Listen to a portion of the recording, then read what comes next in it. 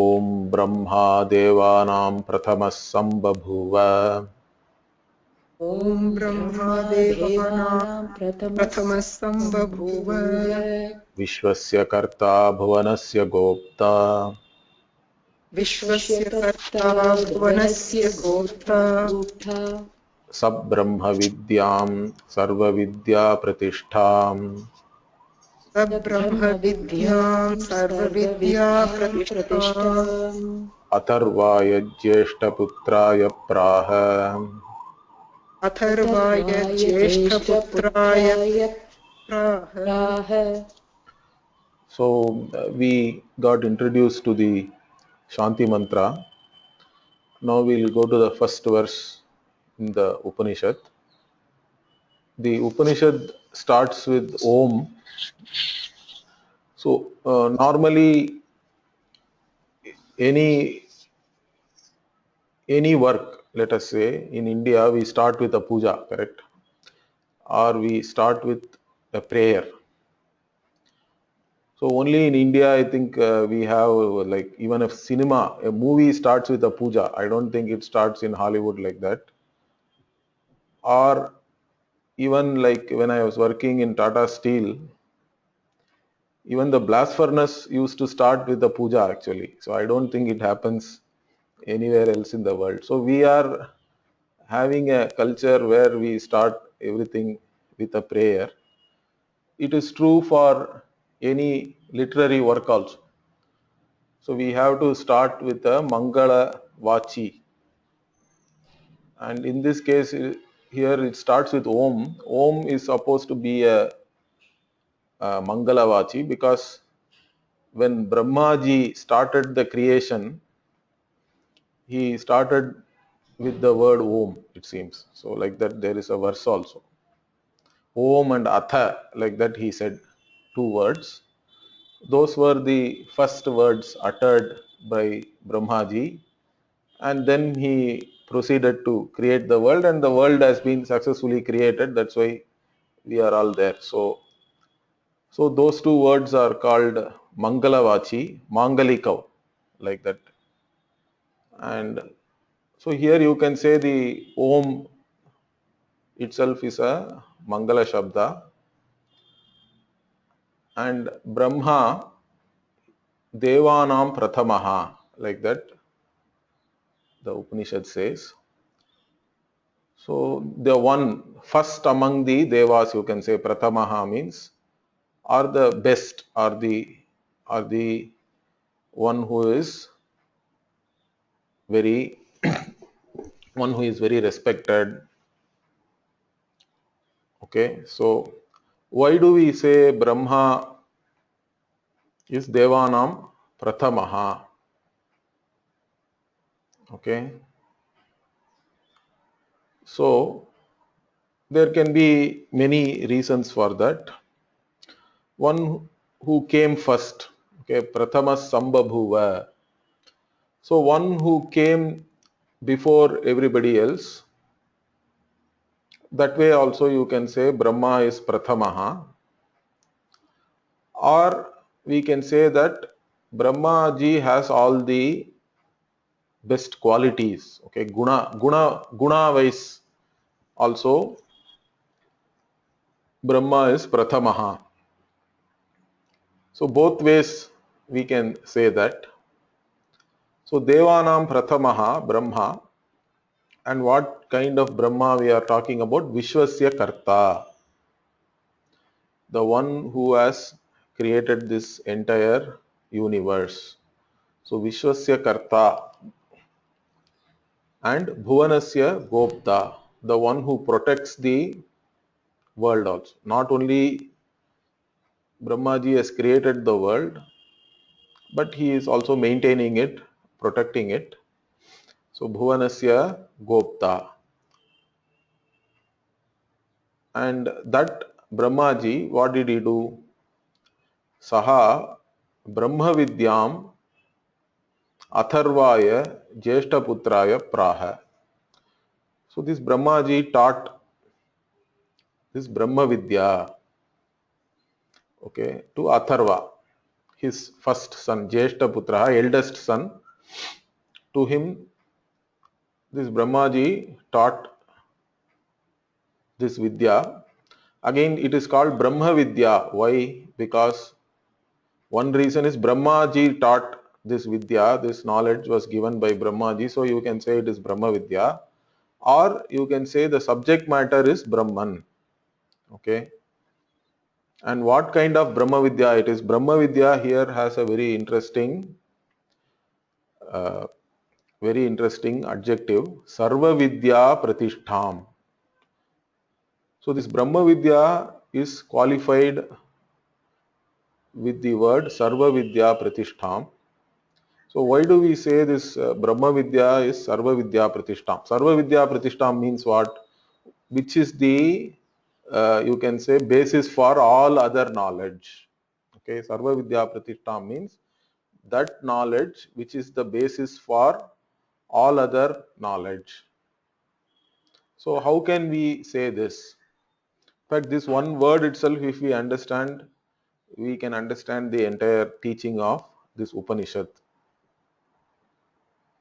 So here, how can we say this Brahma Vidya is the basis for all the other knowledge?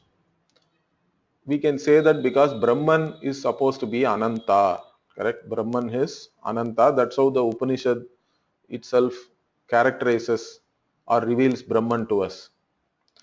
So the Taittiriya Upanishad says Satyam Jnanam Anantam Brahma. So this Anantam Brahma, the knowledge of this Anantam Brahma means it has to be knowledge of everything. Okay. So Brahman is everything. It is Ananta means again Ananta we look upon in three standpoints or three different ways. One is space wise. Okay, so one way is Brahman is the very cause of the space itself. So the entire space is within Brahman and it is Ananta space wise because of that, because it pervades everywhere in space. Then time wise also Brahman is Ananta because time, you can see, also is part of space. Along with space, time starts, and even when there is no time also Brahman is there. That conscious being has to be there to cognize time, because time itself we recognize as a change only, and there has to be a changeless to cognize the change, otherwise there cannot be any time. So that changeless consciousness is Brahman. So Brahman is also the adhishtanam of time. But not only that, Brahman space and time wise it is Ananta, but Vastu, Brahman is also all the objects. Okay, Brahman is also all the objects. How do we understand this? But it is not any one object. Understand this. If you take the meaning of apple, let us say you say apple, means the word apple denotes a particular object, apple, and we know what it is. And by denoting one particular object, it is also excluding all other objects. So as soon as I say this is apple, we know that this is not orange or this is not mango. So the meaning of a word actually eliminates the this, or it actually shows a particular object as different from all other objects of the same class. Like if you take fruits as a jati or a class, the meaning of the word has to keep it distinct or make it distinct from objects of the same class, objects of all other classes also, and also in fact the entire universe. Then only we can understand this is this particular object. So like this, If Brahman becomes the meaning of any one word, then it will become limited, correct? Or it becomes the object of one cognition, also it will be limited. But Brahman is not like that. So then how do we understand that? So we say Brahman is Satyam. So Satyam there is existence. And existence itself, how do we understand normally? In our regular language, we say this pot is existent. Or we even make it as an adjective and say existent pot or existent apple. Because if the pot breaks, you can say it has now become non-existent. So we understand existence as qualified by space and time. That is our normal understanding. But when Upanishad talks about existence, it talks about an existence which is not qualified by space or time. And how do we understand that? We have to understand that from our own experience only, because we exist even when there is no space or time. So when there is no space time in your deep sleep, I am there. I am always there. Whether there is space time is there, whether there is a subject object divide is there or not, I am always there. I am the conscious being who knows that I have slept well also when I get up. So this consciousness is, and that is what, when we say it is existent, that existence is not something which is qualified by space or time. So that is something we have to understand. So in fact, what the Upanishad will teach us later is all the objects themselves are only names and forms, correct? Everything is a name and form. That in fact modern science has even made it even clearer, because anything at the macro level we are seeing different things, but all of them can be reduced to a few subatomic particles, let us say. So that means what we see and what we deal with in our day-to-day life, they are all only names and forms, and they can be reduced to a few building blocks, you can say, particles. Science goes only up to that point, okay? But then our Upanishad goes even further. So all these name and form themselves get their existence from where? Because all the other things are known to me. So I am only knowing, and to establish their existence, I have to know that it is there, correct? And but I need not know myself. I am always self-revealing and self-existent. So I am the only self-existent conscious being, and everything else is revealed to me. So each and every cognition, if you look at it, we can say that when you cognize an apple, you can say apple consciousness is, correct? Then you look at some other fruit, orange, then you say orange consciousness is. Then you are on a breakfast table, let us say you are looking at the table, means it's table consciousness is. Then you are looking at your milk, means milk consciousness is. Then you are looking at your cereal, maybe you are having cereal for breakfast.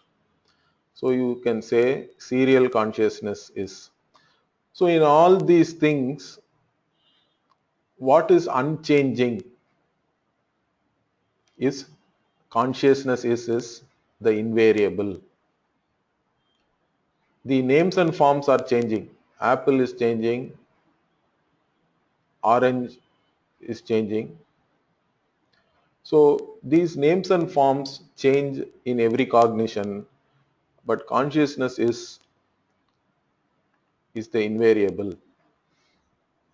In fact, the isness or the existence itself is given by this Brahman or Atman, and that is the unchanging and invariable presence in every cognition. So that is the real Satyam. Okay, that existence is the Satyam, means Satyam is defined in a particular manner. We say Trikale api tishtati ite Satyam. That which is always there, unchanging, is only known as Satyam. Everything else we call Mithya. So Mithya means that which has a dependent existence is called Mithya. That which has self-existence alone is Satyam. Now in this world, everything can be reduced to something else. So everything depends on something else for its very own existence. That means they are all not really true. Okay. So transactionally, we take so many things to be true or real. But when you analyze that, so if you take a gold jewelry, so bangle is there, and then you also have a chain, you have a ring. Now bangle, chain, ring, all these things are only names and forms. What actually exists is gold, correct? So gold alone gives its existence to the form which is known as bangle. Even when the bangle form goes away, let us say you want to take a loan, gold loan, you go to some pawnbroker. Now he is a jnani, okay, because he doesn't see the name and form. For him, everything is only gold. Whether you give it as chain or a bangle or as a, let us say you are giving it as any other form of jewelry, the pawnbroker or the banker, they only look at it as simply as gold. For them, it doesn't matter what name and form it is. Everything is gold, and they can even change it from one form to another. If they go and start melting it, then you only have a gold bar, let us say. So the names and forms are dependent on their existence on something else. Then they are known as mithya. So anything which is depending on its very existence, for its very existence on something else, is known as mithya. So here even pot and clay is a very classical example again. So pot depends on the clay for its very existence. If there is no clay, there is no pot. But if there is no pot also, clay can be there. So like that, this substance is the one which gives the existence to a name and form. Now that substance also, if you take, you can further reduce it. You can say everything is electron, proton, neutron, and then you go further, you can go to subatomic level. So that means further you can reduce it to some other name and form, correct? First you have pot, then pot you say is clay, then clay also you say is nothing but uh, whatever, proton, electron, neutron, or even higher than that you can say it is all some silica, okay? It is some kind of a crystal with different molecules. And then the molecules you reduce it at the level of atom to subatomic particle, like that. So it's all one name and form becomes another name and form. Is that clear? So we can keep on analyzing it like this. It will become more and more names and forms only, correct? One name and form becomes another name and form. This is the general, our scientific knowledge also is based on this, okay? So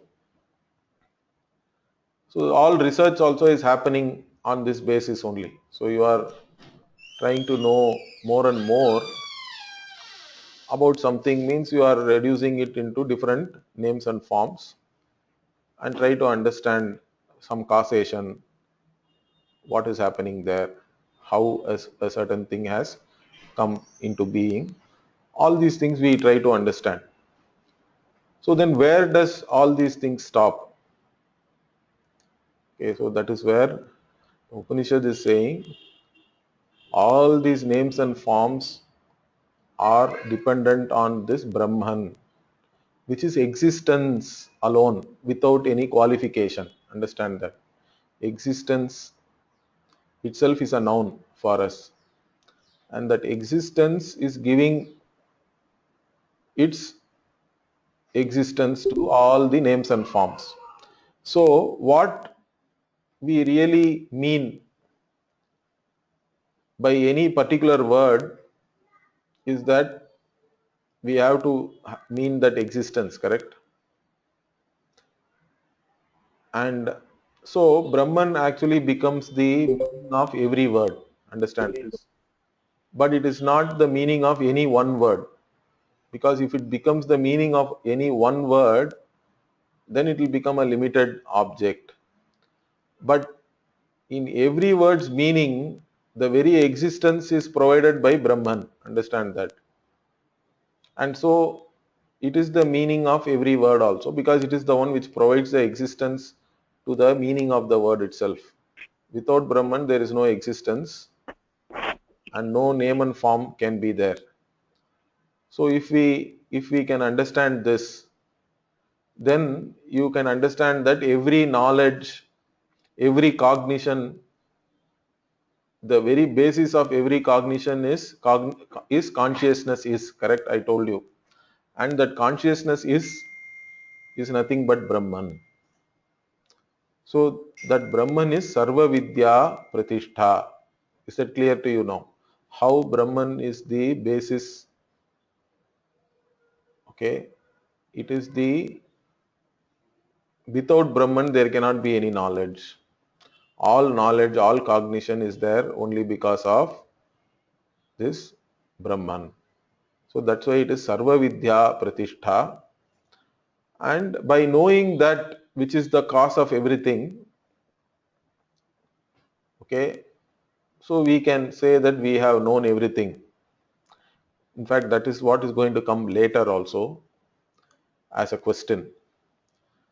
So that's why here already this is a, you can look upon this particular adjective as a praise also, to actually kindle interest in the people who want to study the Upanishads. It says, see, now you are going to know this, which is the basis for all other knowledge.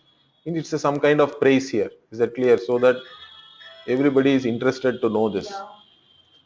So that is the kind of knowledge which Brahmaji gave to Atharva. Okay. And Atharva is the eldest son of Brahmaji. Okay. Then what happened? So that we will see. Atharvane yam pravadeta Brahma. Okay, this you can also chant. Atharvane yam pravadeta Brahma. अथर्वणेयां प्रवदेत Brahma धर्म अथर्वा ताम पुरोवाचांगिरे ब्रह्म विद्याम सर्वातां पुरोवाचांगिरे प्रोवाचांस्ते पुरोवाचा अंगिरे. Okay, angiras, अंगिरे angir is the person. So angire purovacha brahma vidyam. Okay, atharva tam purovacha angire brahma vidyam. सर्वातां प्रोवाचाङ्गिरे ब्रह्मविद्याम् स भारद्वाजाय सत्यवहाय प्राह. भारद्वाजाय सत्यवहाय सत्यवहाय प्राह. सत्यवहाय प्राह Bharadvajo Girase Paravaram. भारद्वाजो अङ्गीरसे परावराम् Paravaram.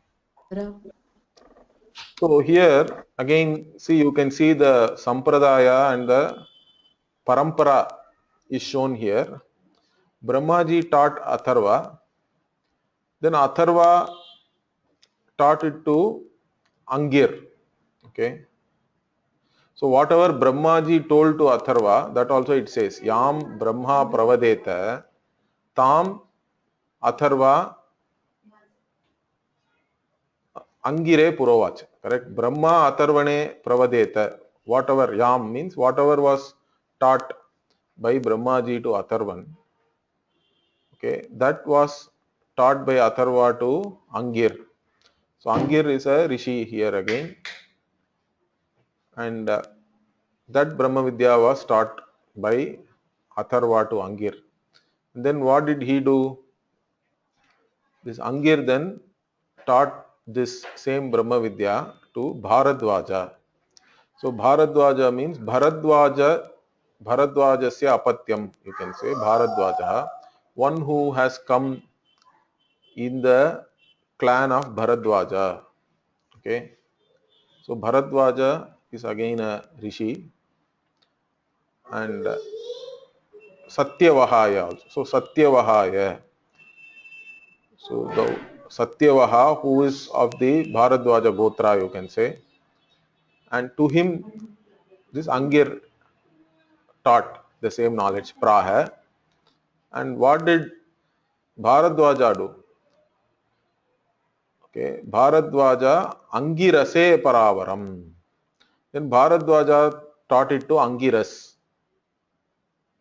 Praha we have to add here in the last line. Okay, because previously Purovacha, Praha, these verbs are there. In the last line there is no verb, we can take it. And Paravaram also there is a particular word, Para Avaram. So Para means you can say something which is ultimate or best, like that. Avaram means something lower than that. Okay. So why this particular Para Avaram is there? Para Avaram.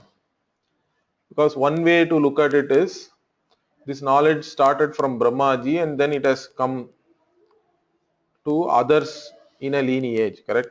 Started from Brahmaji, who is the ultimate, who is the best, correct? Prathamaha, Devanam Prathamaha. Then it has come to other rishis who are all jivas like us, correct? So from para it has come to avara. Like that we can take one meaning. Or this Brahma Vidya itself we can call it as Paravaram. So Brahma Vidyam Paravaram means Brahman itself is everything, correct? Whether it is para or avara, it is the knowledge of everything. Okay. That's what we were talking about. Sarva Vidya Pratishtham Brahma Vidyam. So whether we may think something is this is glorious, this is not good, this is sacred, something else is profane. All these divisions we have, good, bad, ugly, whatever you call it, but all these things are nothing but Brahman. Okay, then the Brahma Vidya includes the knowledge of everything, whether it is para or avara. So that way also we can look at it. So this paravaram can become an adjective to Brahma Vidyam in this particular sentence. So the first two verses in the Upanishad, if we look at it, it is very clear that the Upanishad is establishing a parampara, and also who is the sampradaya krit of this parampara means Brahmaji himself is the sampradaya krit, because Brahmaji taught it to Atharva. Okay, and then in whichever way he was taught, in the same way he teaches it to Angir. That's why Yam Brahma Atharvane Pravadeta, like that specifically it says.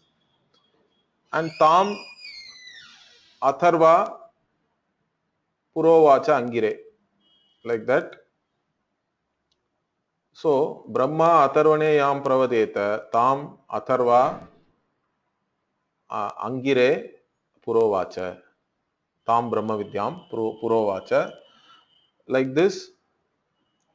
So that means there is a teaching methodology and also there is a lineage which has been started and which is coming from one teacher to his student. Then the student becomes a teacher, then another student. So this is the lineage we are talking about. So the Upanishad establishes that lineage, and also in the process it says that you have to go and learn from somebody, correct?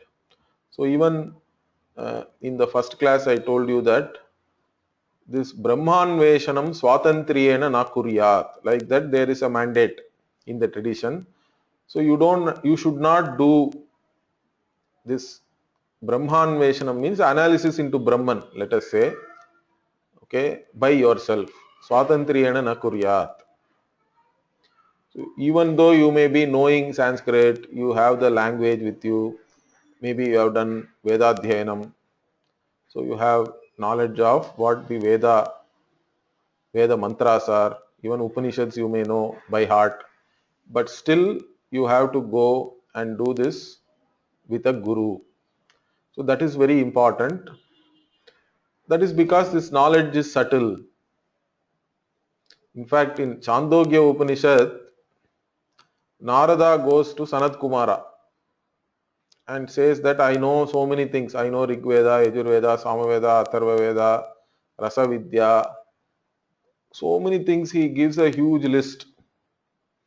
And then he says, but still you have to teach me this Brahma Vidya. Because I have heard people saying that the one who knows Brahman crosses all sorrow. Okay, Atmavit Shokam Tarati. I have heard this. And Aham Shochami also, Narada says. Even though I have all the objective knowledge, okay, he gives a huge list.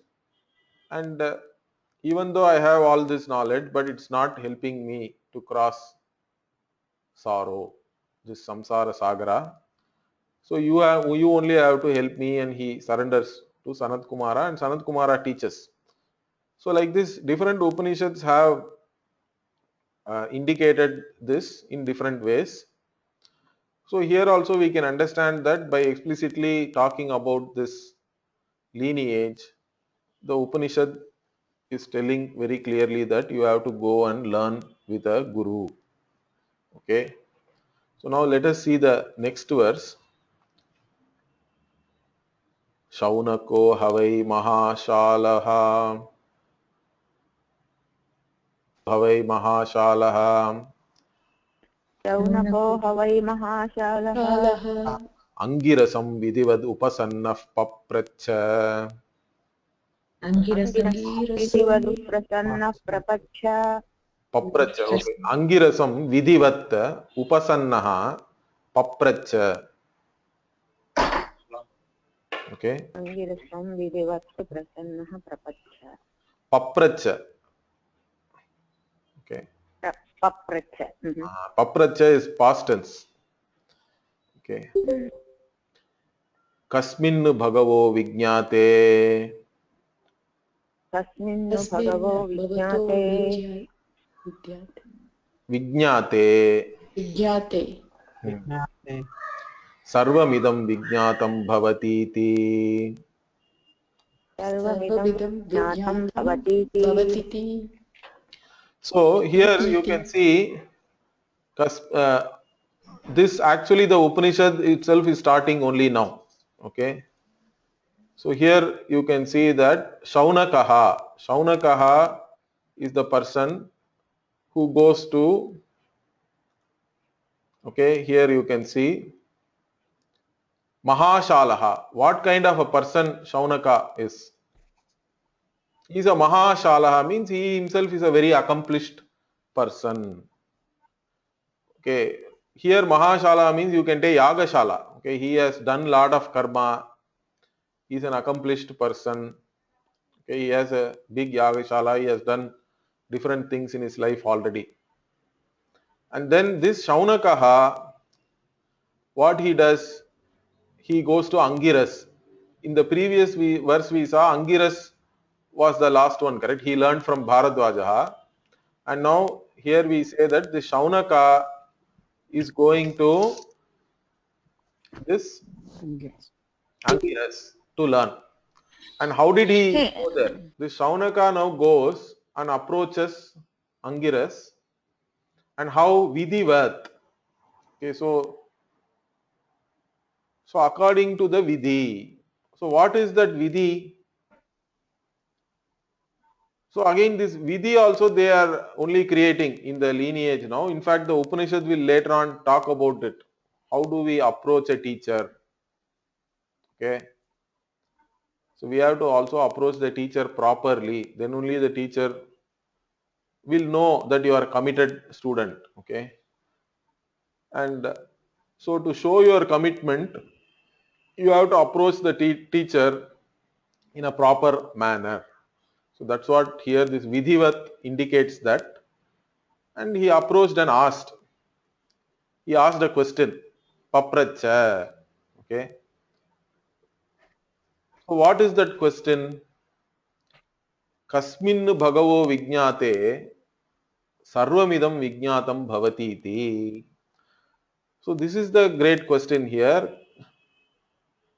Nu means here, nu shows it's a particle which shows a little bit of doubt. Okay, whether such a thing is there or not, some doubt is there for Shaunaka because he has heard others talking about it.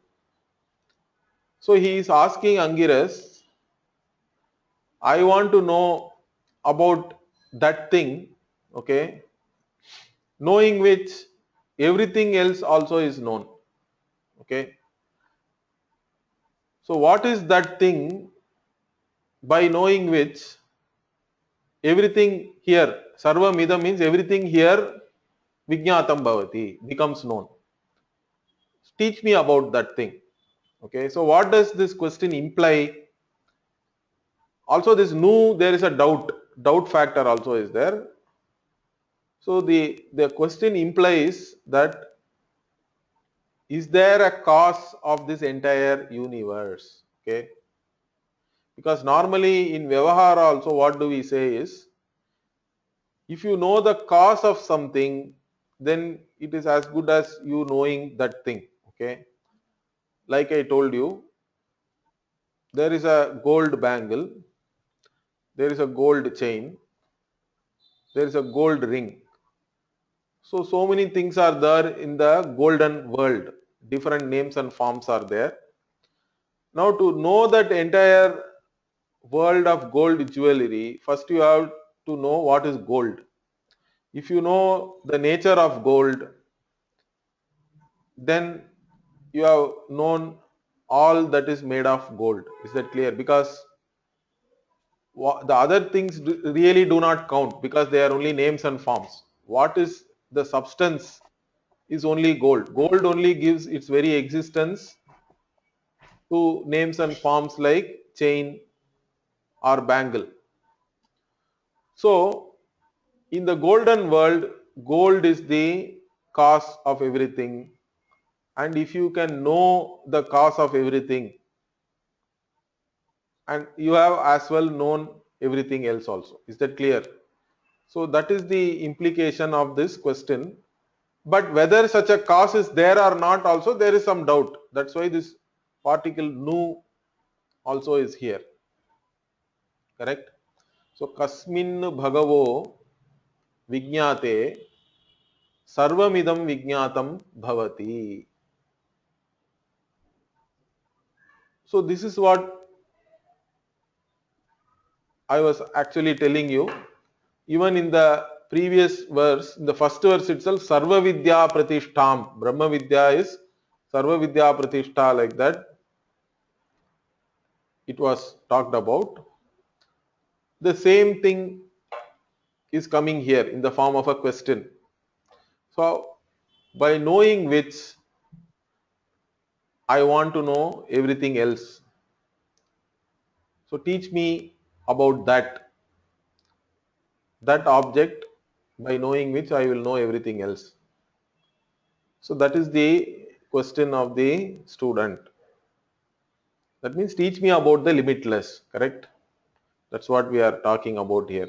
Because if you know the limitless, you have as well known everything in this limited world. Because what we cognize as this limited world is nothing but names and forms.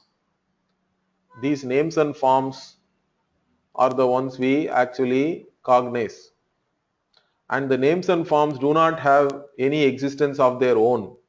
For their very existence, they depend on something else. So what we have to know is the cause of this entire creation, which is this Brahman. Brahman is the cause of everything. That is talked about by all the Upanishads in different ways. Okay. So, and that Brahman was there in Chandogya Upanishad, it says, Ekameva Advitiyam. Okay. So it was there as Ekam, one, Eva, one and only one, nothing else.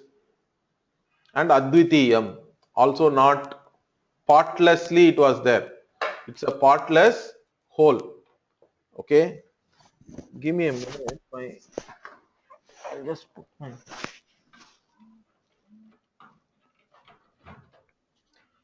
So this Brahman is there as a partless whole. That is the important thing to understand. And that Brahman, if we know, because that is the cause of everything, even before space and time were there, Brahman alone was there. Okay. And from that Brahman came Akasha. That is the Taittiriya Upanishad. And from Akasha came Vayu.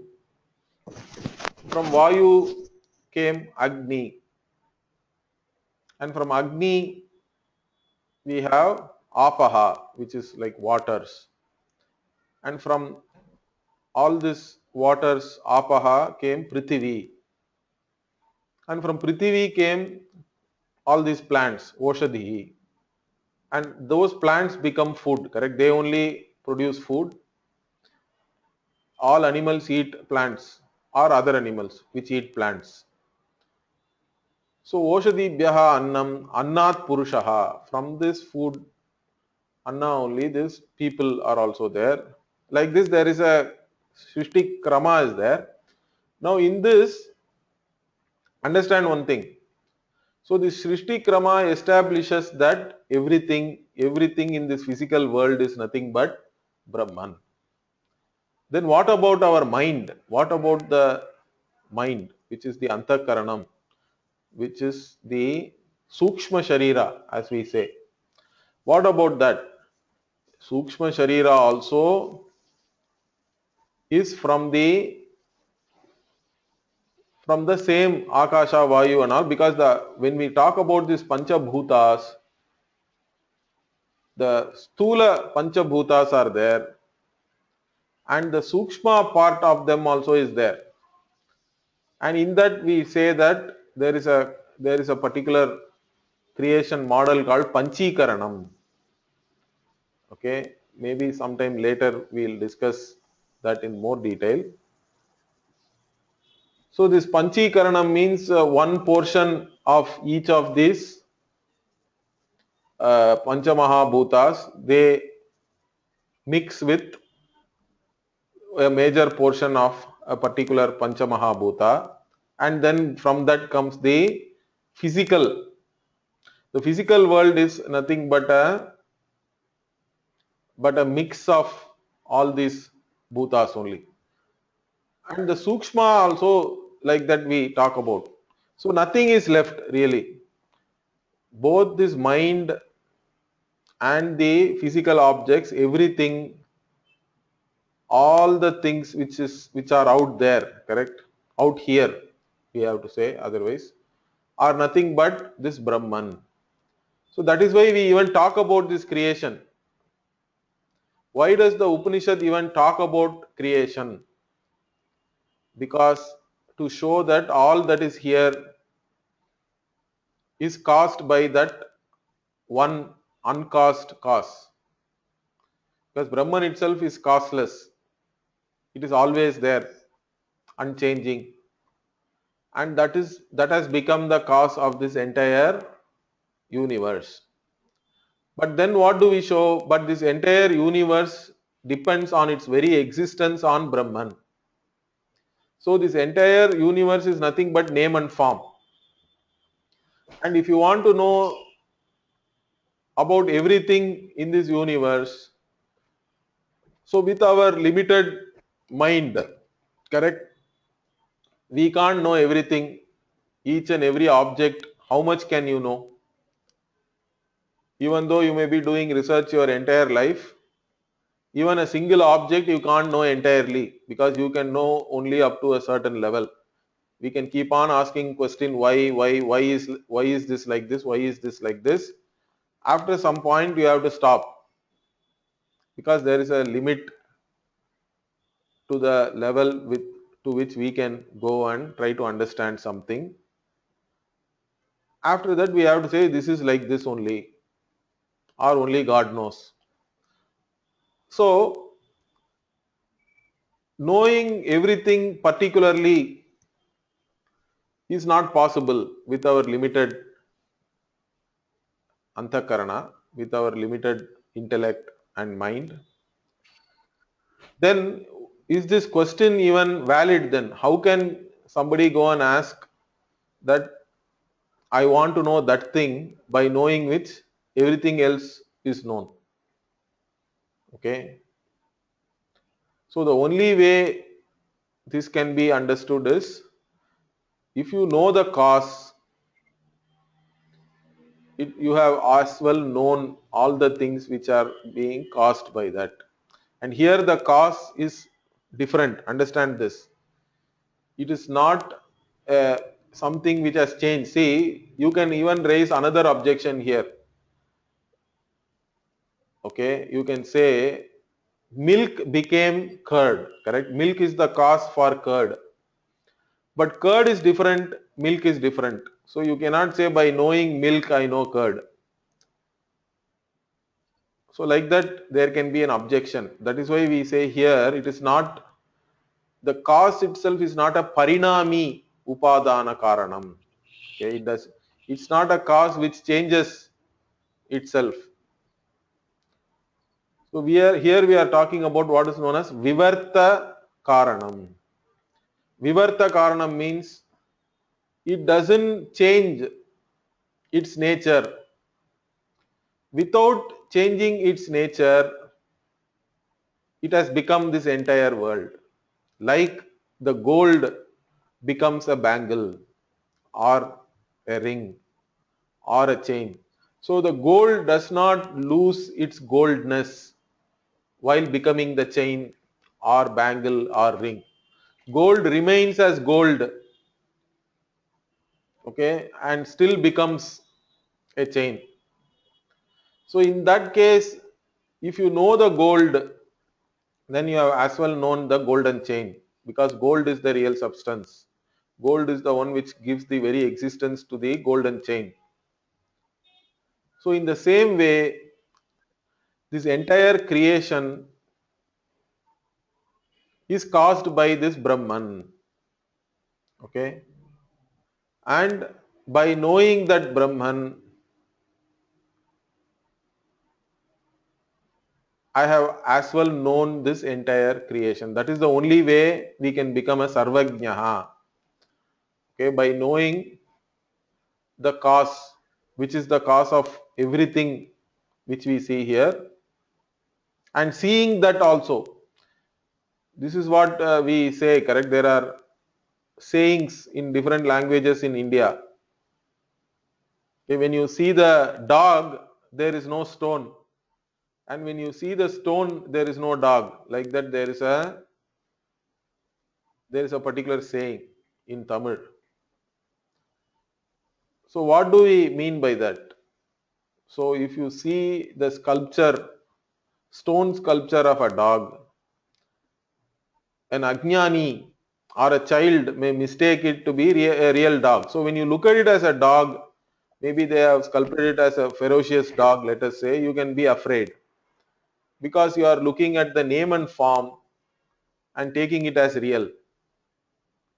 But if you look at it as only stone, then there is no dog anymore, correct? You are looking at it only as the cause. The effect is immaterial. Whether it is a stone dog or stone something else, stone elephant, let us say, it doesn't really matter to you because you are looking at that only as stone. As stone, every stone is the same, let us say. Okay, you know the nature of that particular stone means then you know the nature of everything which is made up of that stone. So that is what this question implies, that there has to be a cause which is the cause of everything, okay, and that cause itself is a vivarta karanam also. The cause has not changed in becoming this world, understand that. So that means this world is nothing but a collection of names and forms only. What we are encountering as a world, okay, is nothing but mithya, because for its very existence each and every object depends on something else. And finally, if you reduce all those things, what we will arrive at it depends on consciousness, because consciousness alone cognizes everything. Even while cognizing something, only consciousness is. The names and forms keep on changing. Consciousness is, that is invariable, and that invariable consciousness, if you know that as the cause of everything, and further you know that it is not different from you, correct, it is you, that consciousness is you. I am that consciousness from which consciousness all this entire world has come about. Okay, so in fact there is even a shloka and all that. Okay, so ahameva sarvasya karanam, like that we do nididhyasanam also is there. So I am the cause of this entire creation. Even Bhagavan also says, correct, in Bhagavad Gita he says aham adischa madhyancha bhutanam anta evacha, like that Bhagavan says, I am the beginning and I am the aham adischa madhyascha, I am the in between state and I am also at the end. Bhutanam anta evacha ahamatma gudakesha sarvabhutashaya stitaha, also Bhagavan says. So I am the one who is sitting in everything as its very own Atma itself. So Sarva Bhuta Shayaha Stitaha Atma Aham, and that consciousness is me. And by knowing that, it is as well that you have known everything else, because everything else doesn't have any reality compared to that. Only you are the ultimate reality. All others depend on you for its very own existence. So that is the teaching here. So here, that's what Shaunaka is asking. Is there something like that? So he's, because he's still a student, he has a doubt. So he comes and asks, by knowing which everything else is known. Teach me that. And that is the ultimate, because that is the limitless. I only want to know that. Everything else, if I know, if I know apple, I only know apple, correct? I can't say I also know orange. If I know orange, I know only orange. So that is a different type of knowledge, that objective knowledge. So if you know one limited thing, you only know that. But if you know the conscious being, which is the basis for each and every cognition, then it's as well that you have known everything, because each and every cognition is really possible and it is really the basis. It is happening, correct, because of this consciousness. And that conscious being I want to know, and by knowing that being, I have known everything else. I have achieved everything else also. Because after knowing that being, which is the cause of everything, as myself, I am not going to look upon myself as a wanting person anymore. It is as though all my desires are fulfilled. So that is the teaching of Upanishad, and that's what the Guru will start teaching now. Okay, the Guru will start that. That we'll see next week. Okay. Om Purnamadah Purnamidam ॐ पूर्णमदः पूर्णमिदम् Purnat Purnamudachyate पूर्णात् पूर्णमुदच्यते Purnasya Purnamadaya पूर्णस्य पूर्णमादाय Purnamevavashishyate. पूर्णमेवावशिष्यते Om Shanti Shanti Shanti. ॐ शान्तिः शान्तिः शान्तिः Harihi Om Shri Gurubhyo Namaha. हरिः ॐ श्रीगुरुभ्यो नमः Harihi हरिः Om.